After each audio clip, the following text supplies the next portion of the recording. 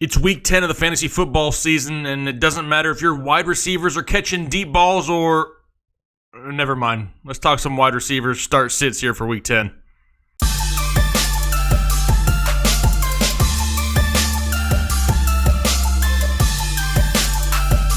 Hey, what's going on, YouTube? Hopefully everybody's having a great week out there. Today we're talking about wide receivers starts and sit for week 10 of the fantasy football season. Trying to get those lineup sets, trying to help you guys make these decisions this week. Once again, I'm not here to make your decisions for you. I'm here to supply perspective to try to help these decisions that you have every single week, make them a little bit easier. That's what I'm here for. I'm going to get right into every matchup. We do have a few bye weeks this week. We have Baltimore, Denver, Houston, and Minnesota. Lots of wide receivers, lots of starting wide receivers out there that are on bye that we need to plug some holes with. We need to fill some of these guys in and get these spots taken care of in our lineup. We're not going to waste any more time, though. We're getting right into every matchup here for week 10. Thursday Night Football, we have the Carolina Panthers and the Pittsburgh Steelers. Now, on paper, for the Carolina Panthers, this looks like a spot where we should start their wide receivers, right? I mean, the Pittsburgh Steelers are ranked 26th against opposing wide receivers, giving up on average 39 points per game. But this is a hashtag. This is Devin Funchess, and he had a great matchup last week, right? They went up against the Tampa Bay Buccaneers at home, and he put up 4 catches for 44 yards. This is why I have the hashtag NeverFunchess. You can never depend on him. There's nothing consistent about Devin Funchess except for the fact that he's inconsistent. That's the only thing he's consistent with. I'm sticking with the hashtag and going NeverFunchess. Now, DJ Moore was also a disappointment last week. One of these games where he should have exploded. He went out, 1 catch for 16 yards. Also had 1 run for 32 yards. Only giving him 5 fantasy points for the day. That was a huge letdown, especially since all the trends were pointing towards DJ Moore starting to get more and more involved in this offense. Yes, Curtis Samuel had 2 touchdowns. He only had 2 catches. One of them was rushing. I'm not rushing out there to start or grab Curtis Samuel by any means. In this offense, this week, in a decent matchup, the only wide receiver that I would start personally is DJ Moore again. He has the highest upside. Yes, last week was a huge letdown, but I'm not going to let that deter me for the rest of the season. This kid has a special talent, and I'm going to start DJ Moore only this week for the Carolina Panthers. On the other side, we have the Pittsburgh Steelers and Antonio Brown and Juju Smith-Schuster. Obviously, if you have these guys, their starts, both of them ranked right now inside the top 16 in PPR leagues. Antonio Brown being 6th overall, Juju being 16th overall. It is somewhat of a tougher matchup. The Carolina Panthers are the 16th ranked defense against opposing wide receivers, but they're still giving up almost 35 points a game, including 2 touchdowns to wide receivers last week and the Tampa Bay Bucks, and also 170 yards. This is definitely a team that the Pittsburgh Steelers should be able to throw on, and I expect them to throw on. Antonio Brown and Juju Smith-Schuster, both solid plays again here for Week 10. On to Sunday we go, and we have the New Orleans Saints and the Cleveland Browns, and the talk of the town, right? Everybody's talking about Dez Bryant signing with the Saints. Yay. I mean, I'm not overly excited about it. If you checked out my waiver wire video, I'm not so sure yet that Dez is going to automatically turn into somebody who's fantasy relevant overnight. I don't expect a whole lot from him this week. I mean, technically he's signing his offer, I believe, today, which is Wednesday. Not even going to have a full week of practice. Hasn't played in 9 weeks. Not familiar with the offense. No chemistry with Drew Brees. I'm not expecting hardly anything this week from Dez Bryant, just for those who are excited that they went and grabbed him off the waiver wire. Now, maybe week 13, when they play in Dallas, that may be a week that I start Dez Bryant. But outside of that, I'm not too overly excited about Dez Bryant. He's not obviously going to be a start for me this week. Michael Thomas, who is the number 2 wide receiver right now in fantasy football, having an absolutely great season, coming off a game where he had 211 yards receiving and a touchdown. Unfortunately, Dez may take away some of his value. Not a whole lot. Let's be realistic. This is still Michael Thomas, the number 1 weapon for Drew Brees. It's somebody that Drew locks onto. He's had double-digit receptions 4 games this year so far. He's an elite talent. He's going to be one of the top wide receivers in football. I do, slightly dislike how Dez is going to go there and take away maybe some of the touchdown upside in the red zone.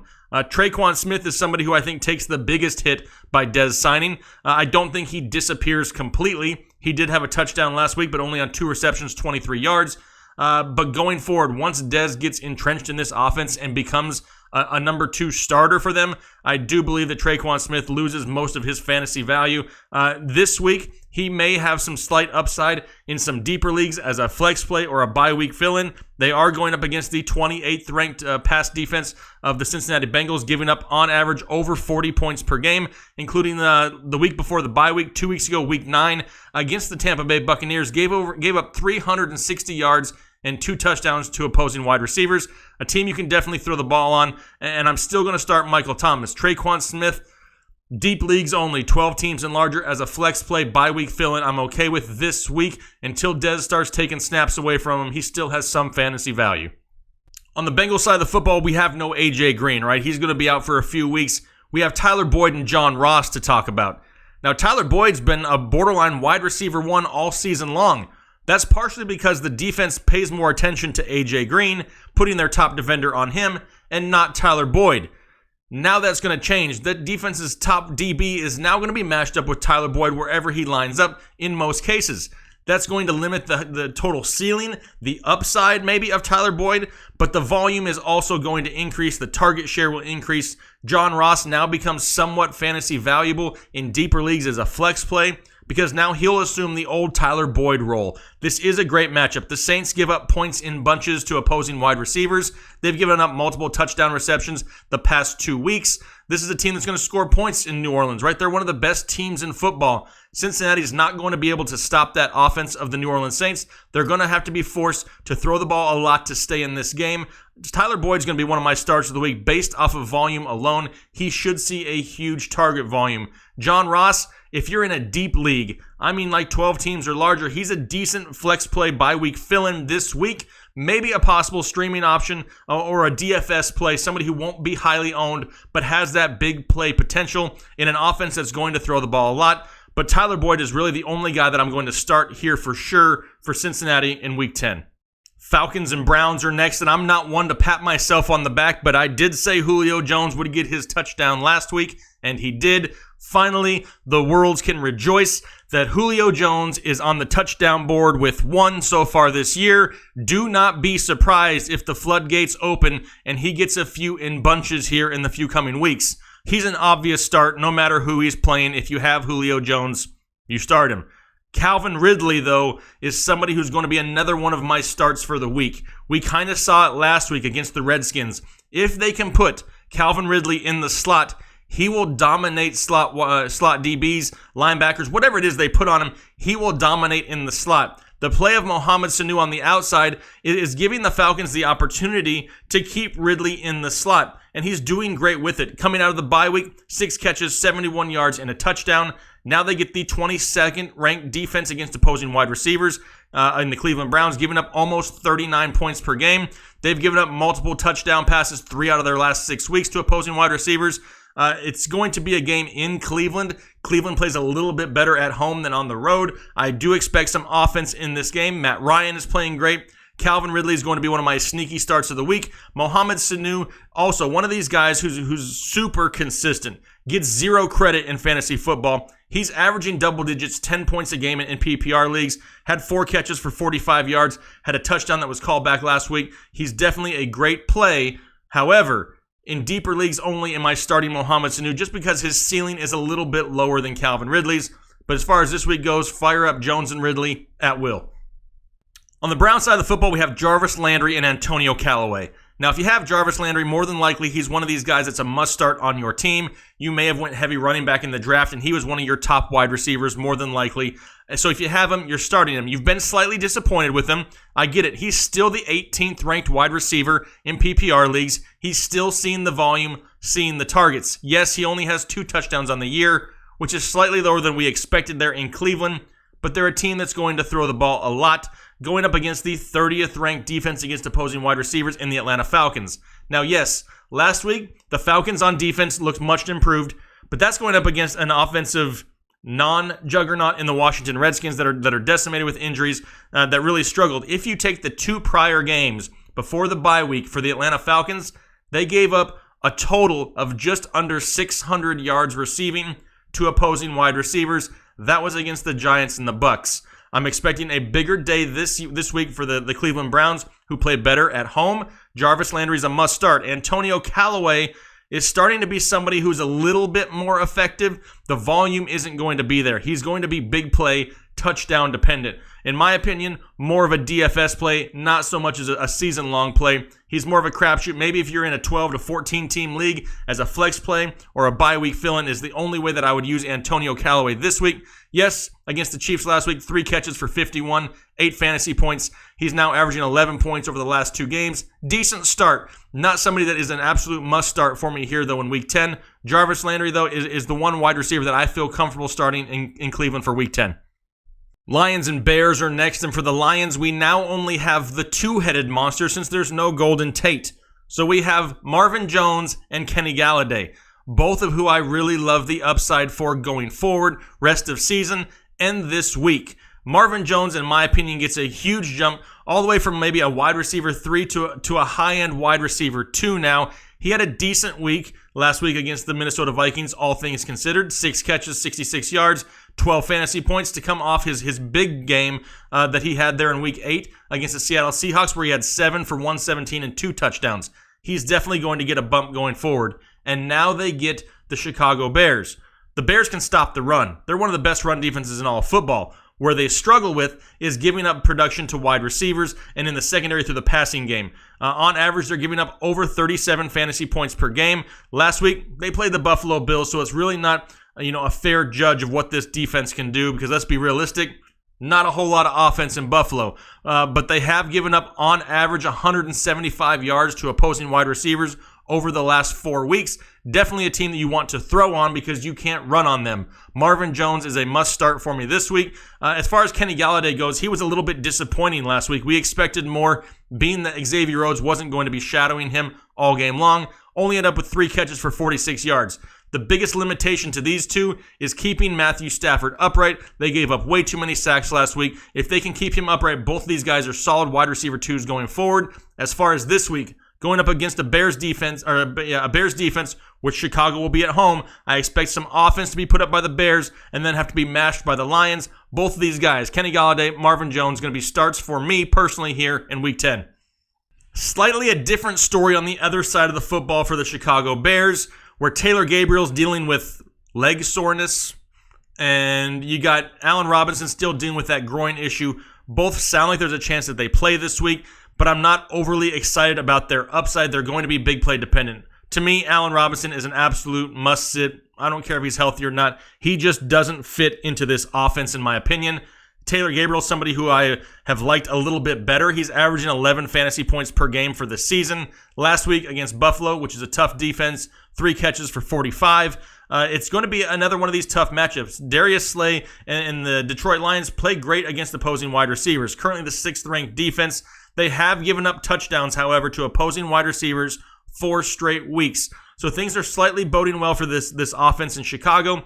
It's really going to depend on the injury report going forward. If Allen Robinson sits, more than likely Anthony Miller gets a huge bump in value. However, that also pretty much says that Darius Slay goes Anthony Miller's way, really limiting his upside. Taylor Gabriel, in my opinion, is the only guy which I would start as long as he's fully healthy as a flex play only in deeper leagues, 12 teams or larger. There's a little bit of a possible risk with these guys this week. I can see a lot more Jordan Howard and Tariq Cohen, possibly even Trey Burton this week than I see from the wide receivers of the Chicago Bears. Going out to Arrowhead now, we have the Arizona Cardinals at the Kansas City Chiefs, talking about Larry Fitzgerald and Christian Kirk. Fitzgerald was the start of the week for me 2 weeks ago, had a great game before the bye up against the San Francisco 49ers, where he put up 8 receptions, 102 yards, and in his second straight game with a touchdown.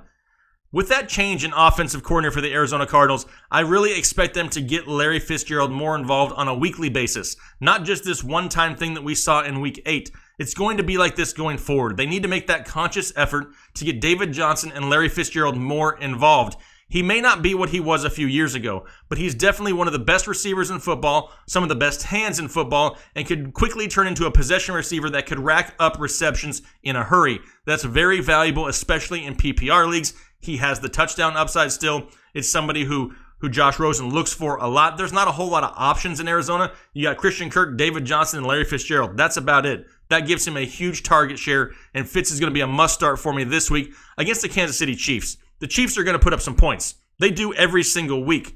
In turn, that leaves the offense with having to throw the ball an absolute ton. That will be Arizona this week. They're going to be throwing early and often. I mean, it's going to be from the get-go. There's no way they're going to be able to just continually run the ball and keep pace with this Chiefs. The Arizona defense is not that good. Larry Fitzgerald must start for me here this week. Christian Kirk is really going to be boom or bust. He's really touchdown dependent, really big play dependent, and the Cardinals are not one of those teams that rely a lot on the big play. If you're in a larger league, 12 teams or larger, he's a possible flex play, but he's got a lot more risk than I would say David Johnson and Larry Fitzgerald do. In my opinion, the one wide receiver that I'd like to start this week would be Larry Fitzgerald. On the Chiefs side of the football, we have Tyreek Hill and what was Sammy Watkins, but there's a real possibility that Sammy does not play here in Week 10. If that's the case, Tyreek Hill remains a must-start regardless of his matchup, just due to that offense in Kansas City. But now Chris Conley is somebody we need to pay attention to. He can see an added target share in this offense. He hasn't been overly productive this year, but it's because they haven't really needed him. He's a capable wide receiver. There's just so many options in Kansas City that they can beat you with. They don't really need to go outside of Hill and Watkins here to start the season. Chris Conley is somebody who's been productive in the past, and if Sammy Watkins sits, Chris Conley becomes a great streaming option, a great flex play, a great DFS play here for Week 10. I don't really care who they play. Yes, the Cardinals are the 11th ranked team against opposing wide receivers, giving up on average 30 points a game, just over 30 points a game. However, I don't care who Kansas City plays.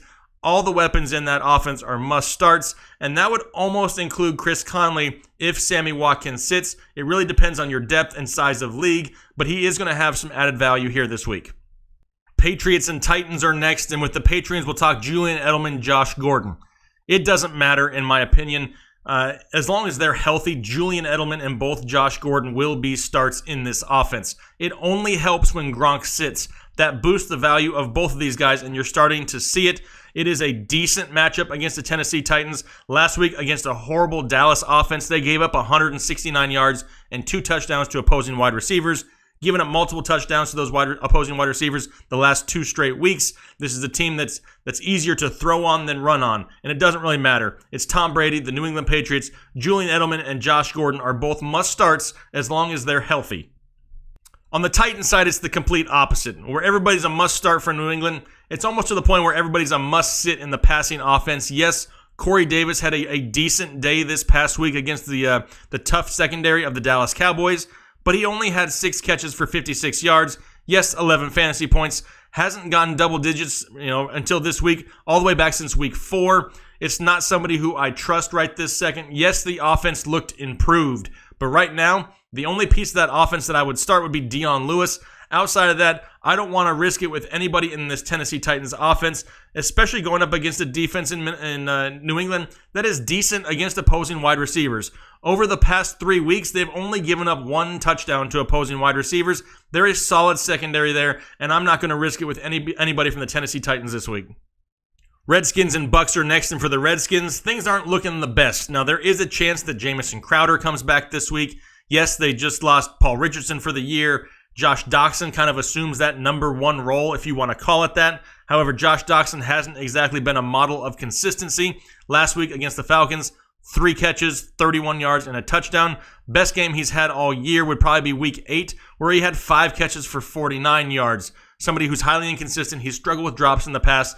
Now, if I had to start somebody in this offense, it would be Josh Doxson, but I'm not overly excited to do that. Jamison Crowder is somebody who I probably wouldn't trust here his first week back off an ankle injury when he hasn't played since week 5. Maurice Harris is a definite name that people are looking at this week. Somebody who went out there and had 10 receptions for 124 yards. Last week, 22 PPR points.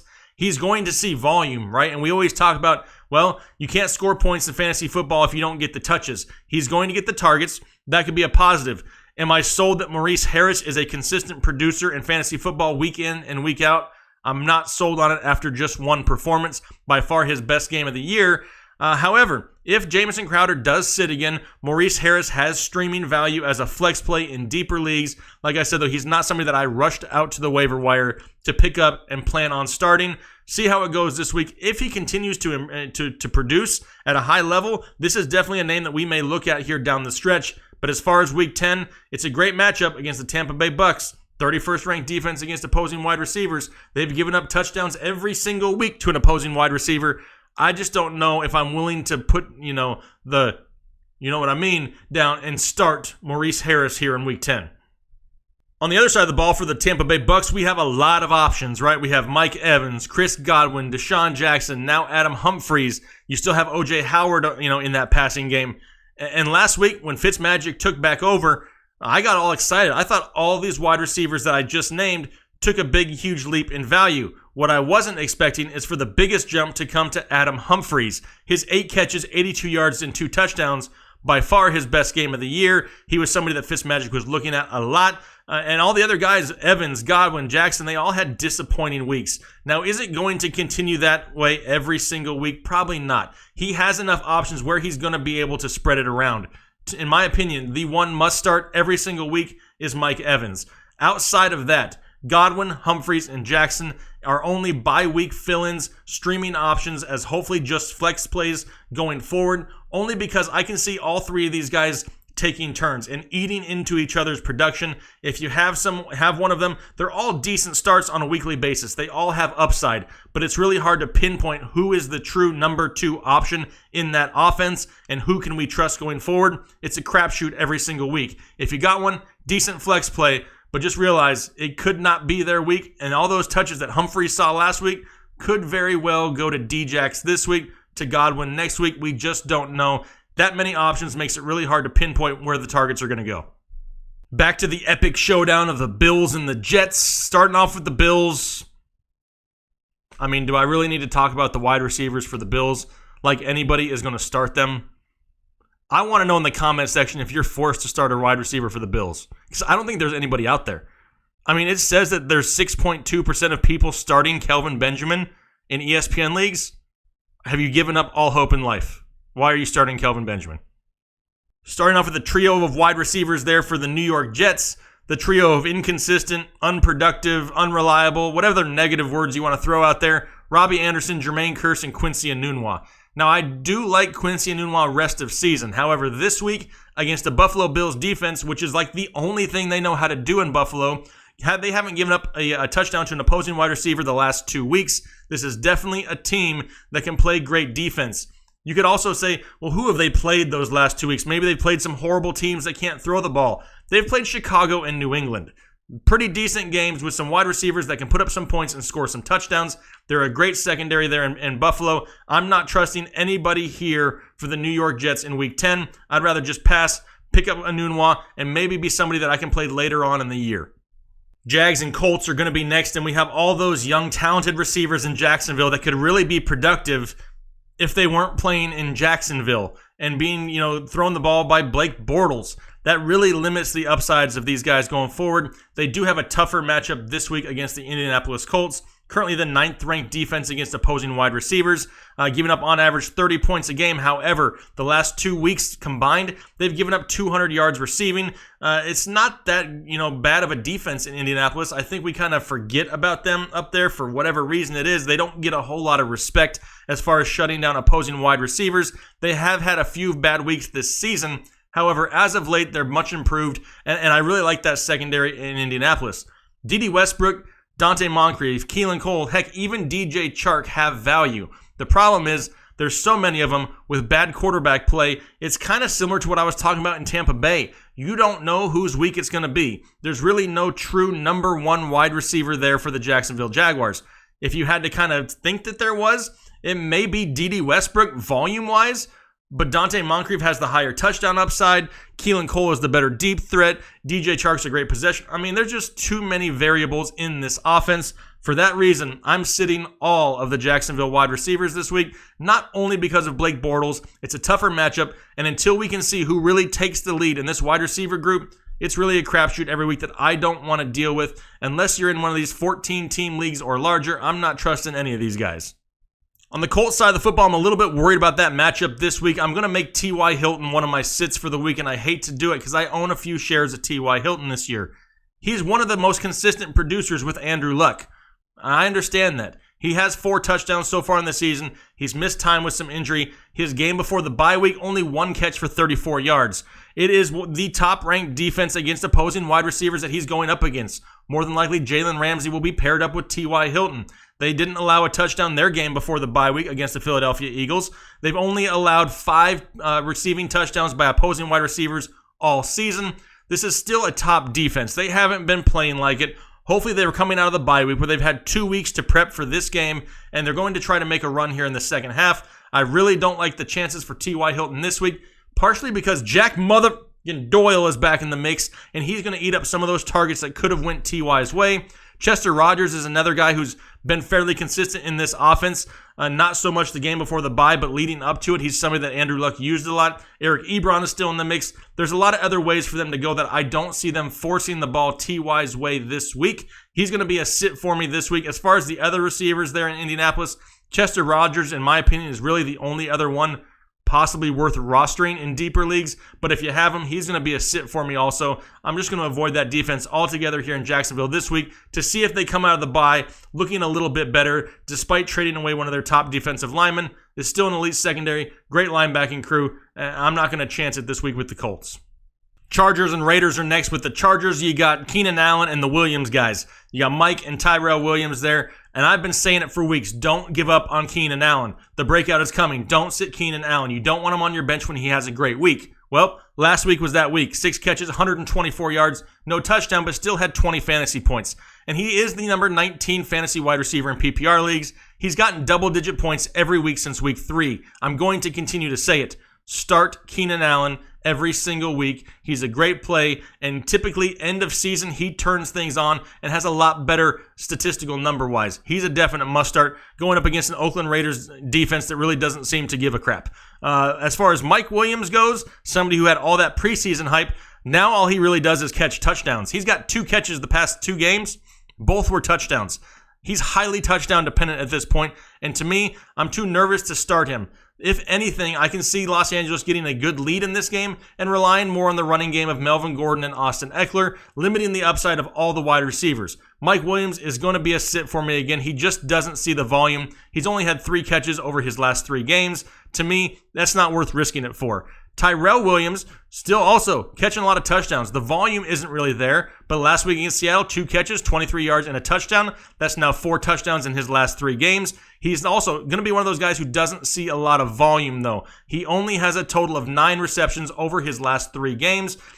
But he does have slightly more of an upside, slightly more of a target share than Mike Williams does. If you have Tyrell Williams, he's a decent flex play as a bye week fill-in this week, going up against an Oakland Raiders defense that is ranked 19th. Like I said, their give a damn is busted. They really don't care. Last week against the San Francisco 49ers, Nick Mullins looked like the GOAT against them. These guys are decent starts this week. I just can't trust Mike Williams until we can start seeing a little bit more volume going his direction. On the Raiders side of the football, we have Jordy Nelson, Brandon LaFell, Seth Roberts, Martavis Bryant. None of who I'm going to start this week. Or the weeks going forward. Or the rest of season. Maybe even next year. They're all sits for a while. I don't trust anything in Oakland right now. Seahawks and Rams are next. For the Seahawks, we still have Doug Baldwin, David Moore, and Tyler Lockett. Now, David Moore came back down to earth, right? Last week, only 2 catches for 16 yards. That's a lot different than what we saw from him the 3 weeks prior. It kind of leads to the fact that even though he didn't have a magic in his hashtag, he's kind of like the other guys. The magic eventually runs out. Last week could have been the end for David Moore. Why? Because of Doug Baldwin. And I know a lot of people have given up on Doug Baldwin. I've seen the comments about, Jake, you were high on Baldwin in the preseason. And yes, I was. He hasn't done anything. I get it. He does have double-digit points 2 out of his last 3 weeks, and I'm not giving up all hope on Doug Baldwin. Last week, 4 catches, 77 yards. He's going to slowly get more into this offense. You can't really do a whole lot with Doug Baldwin at this point anyway. His trade value isn't that high. You don't want to just drop him. If you have other options, which you probably do because you were without him for a good, 4 or 5 weeks so far this season, you have other options. Hang on to him. There's going to be better days here at the end of the season. It happens every single year in Seattle. They turn things on, trying to make that playoff run. Russell Wilson's one of the best quarterbacks in football. He's going to find a way to get the ball to Doug Baldwin. Now, with that being said, this week, going up against a Los Angeles Rams offense that scores points in absolute bunches, they're going to have to throw the ball. You can't run that much on the Rams. let me put it this way. You can't run as easily as you can throw against the Rams. Marcus Peters has been one of the worst cornerbacks in all of football. They're going to have to throw a lot this week. Doug Baldwin and Tyler Lockett are both going to be starts for me this week. Now, with that being said, if you're out there and you do not trust Doug Baldwin, then go ahead and sit him. If you don't believe me that he's going to turn around at some point, perma-sit him on your bench. But just know that if towards the end of the year here, Doug Baldwin turns it on, I'm going to come out here and say, I told you so. If he doesn't turn it on, I'm going to come on here and admit defeat. I just haven't given up on Doug Baldwin yet. Don't cut him. If you get offered a great trade for him, maybe there's somebody out there that has the same feelings I do about the second half for Doug Baldwin. If you think that you can get something better, then go ahead and do it. But if not, don't just give him away. Better days are coming for Doug Baldwin. There's some nice, juicy matchups coming up that he could put up some big points here in the future. For Week 10, against the Rams, though, Baldwin, Lockett, both going to be starts for me this week, just due to the fact that the Seahawks are going to have to throw and throw a lot. Nothing's changed for the Rams. You got Robert Woods, Brandon Cooks, Cooper Kupp, all going to be must-starts this week. I don't care who they play, where they play. Anybody on the Rams is going to get a start designation on one of my videos. Dolphins and Packers are next, and I don't really care too much about anybody on the Dolphins, maybe outside of Danny Amendola, who does have some slight PPR value. He's averaging just over 5 catches a week the last 4 weeks. He's been the most consistent producer, double digits 3 out of his last 4 weeks. Not much of a touchdown guy, only 1 so far this year. But Kenny Stills and Bigfoot Devontae Parker, he went totally Devontae Parker on us last week, got us ourselves 1 catch for 8 yards. Totally Devontae Parker of him. And now they get the Green Bay Packers, which is a team that they should be able to throw on. But it's the Dolphins, and they really can't throw on a whole lot of people. The Packers do give up, on average, a total of about almost 200 yards a game to opposing wide receivers. So on paper, you think that this would be a great game for these guys. However, like I said, outside of Danny Amendola, he's the only wide receiver that I trust in this offense going forward. Hakeem Grant has some big play upside. Kenny Stills has that home run big play upside, but strictly touchdown dependent and not the volume, not enough volume there to really, suffice you starting him just in case that big play doesn't come. Their floors are really, really low. Danny Amendola is the only one worth a crapshoot, worth a shot here in Week 10. All right, on the Packers, we got 3 guys, right? We have Devontae Adams, auto must start. No question about that. Then you got Randall Cobb and Marquez Valdez-Scantling. Marquez, or I'm just going to say MVS so I don't have to say his name 13 times. MVS was one of the top pickups this week on the waiver wire show. He's definitely who somebody we acknowledged has a lot of value going forward. He's going to be the number 2 outside receiver in an Aaron Rodgers-led offense, and with that comes high upside. It's what made Geronimo Allison, a fantasy-relevant wide receiver there for a few weeks. He has a lot of potential. He's going to be a start for me again this week. He's somebody who doesn't need a huge amount of targets to have a great fantasy week. Look at last week. He only had 3 catches, but he turned it into 101 yards. Has that big play potential. Randall Cobb, more of a PPR, option only. Yes, he had 5 catches, but only did 24 yards with it. More of a possession-style receiver, get the first down, short, quick passes. Randall Cobb in a PPR, deeper league, maybe 12 teams or larger is a possibility as a flex play only. But outside of that, I'm really not interested in starting Randall Cobb. To me, Devontae Adams and MVS are the 2 wide receivers in this offense that I will start every week going forward. Cowboys and Eagles going to be next. Start off with the Cowboys. We'll talk about Amari Cooper here quickly and his debut with the Cowboys last week. 5 catches, 58 yards, and a touchdown. I'm not overly excited. Yes, there's some videos out there on social media of a few routes that he ran where he got ridiculously wide open. The problem is not him getting open. It's 2 things. It's A, Dak finding him, and B, he's got to catch it once it gets to him. He's not exactly one of these sure-handed wide receivers that is going to catch everything that comes his way. He saw 8 targets, caught 5 of them. Decent day for Amari Cooper, but that's kind of what I expect. To me, what we saw last week was the ceiling of Amari Cooper with the Dallas Cowboys. There's not a whole lot of added upside there. They do get a great matchup going against the Philadelphia Eagles, who will be playing in Philadelphia. They are the 29th ranked defense against opposing wide receivers. They've given up touchdowns to opposing wide receivers every single week this year, with the exceptions of week 1 and week 6. It's a decent defense, but it is a defense that you can throw on easier than you can run on. So I expect Dallas to try to move the ball through the air. But in order to be successful, they really need to get the run game going with Zeke Elliott. Until that happens, it's really going to make things difficult on the outside. And Amari Cooper, in my opinion, he's going to be a sit this week. I don't trust Amari Cooper yet.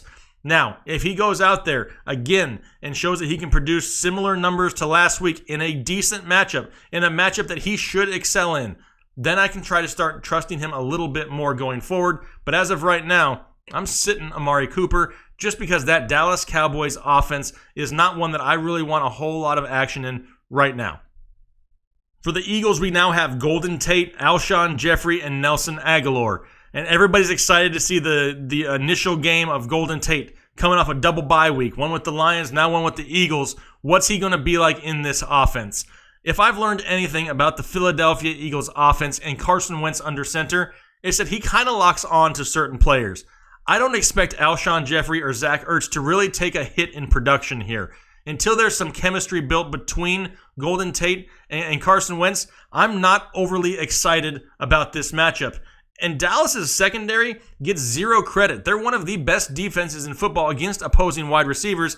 They haven't allowed a touchdown to an opposing wide receiver since week 7. They've only allowed multiple touchdowns twice this year to opposing wide receivers. They are a solid secondary in Dallas, which they don't get a lot of credit for. I'm going to sit Golden Tate here week 10, which I know is bold. A lot of you guys are excited to start him being on the Philadelphia Eagles offense, and I get that. But I want to see him produce. I want to see his role in this offense, and I want to see how much Carson Wentz actually looks his way before I trust putting him in my lineup.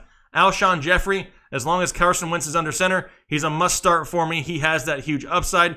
Nelson Agholor is somebody who I think takes a hit in value because of the Golden Tate addition. But if anything, I can kind of see them eating into each other's value slightly. He's going to be a sit for me, Nelson Agholor will. As of right now, until we see more of this offense going forward and how they can also establish the run game and open things up down the field, Alshon Jeffrey is going to be the only wide receiver that I start this week for week 10. Monday Night Football, we have the Giants and the 49ers. For the Giants, Odell Beckham and Sterling Shepard. Odell, number 7 fantasy wide receiver, obvious must start. Sterling Shepard is somebody who I really like rest of season. I put him in a video earlier in the week as somebody that you need to try to go trade for here down the stretch. I really like his potential upside going forward. They have a lot of great matchups coming. This week is one of them. Going up against the San Francisco 49ers, whose defense isn't bad. They had a great week last week. Why? They played the Raiders, and the Raiders are horrible. The week before that, they gave up 165 yards and 2 touchdowns to the receivers of the Arizona Cardinals. Not one of the top offenses in football. This is not an elite secondary by any means, but they are somewhat, they're more of a bend but don't break type secondary, if you know what I mean. But that doesn't really matter. The bulk of the defensive attention for the 49ers is going to be on Saquon Barkley and Odell Beckham. Evan Ingram hasn't produced this year. It's leaving Sterling Shepard with a lot of one-on-one matchups that he can win. He's had decent games. He's had double-digit points 4 out of the last 6 games, including big games like the one he had in Week 7, 5 catches for 167 yards. He has that huge ceiling. He has that high upside. Only 2 touchdowns on the year, but if all that defensive attention starts shifting towards Barkley and Odell going forward in these decent matchups, Sterling Shepard should see a great uptick in targets and could be really somebody who you have a lot of value with here second half of the season. I'm going to start Sterling Shepard also here this week in a decent matchup going up against the San Francisco 49ers here in Week 10. On the 49ers side of the ball, I'm going to sit the entire wide receiver group for the 49ers, and that may be a little bit of a surprise since Nick Mullins looked so great last week, and I get it. He made Pierre Garçon fantasy relevant for a week. But remember, people, that was against the Oakland Raiders. This is going to be a lot tougher matchup than it was last week. Now they get the 4th-ranked defense in the New York Giants. They've only allowed a total of 5 touchdowns to opposing wide receivers all season long. This is a much better defense than the Oakland Raiders. Pierre Garçon, up until this point, hadn't done anything all year. It was his first touchdown on the season. His highest receiving total on the season has been 57 yards, which was Week 2 against Detroit. Marquise Goodwin is somebody who's been highly inconsistent, only 1 catch for 11 yards. Kendrick Bourne is somebody who's been somewhat relevant here the past few weeks. He's got a total of 22 fantasy points over the last 2 weeks, but these were in different matchups. I don't trust it as much this week. I want to see how they handle a better defense before I trust anybody here going forward. Nick Mullins looked great, taking nothing away from the kid. Had a great professional debut, but I want to see him do it against a slightly better defense in the New York Giants before I all of a sudden crown this team as must-starts for fantasy football. All right, those are my takes for all the wide receivers here this week in Week 10. Hopefully that was able to help you make some decisions in your fantasy football lineup. Just a quick reminder, trying to do a live show Saturday afternoon right around 3 p.m.-ish. Still hasn't been nailed down. I still have my real job there where I have to make sure I take care of that business and fit in these live shows when I can. But I really appreciate you guys' support. Hopefully you guys are all having a great season. Look forward to talking to you on Saturday, and have a good one. We'll talk to you later. Thanks. Bye.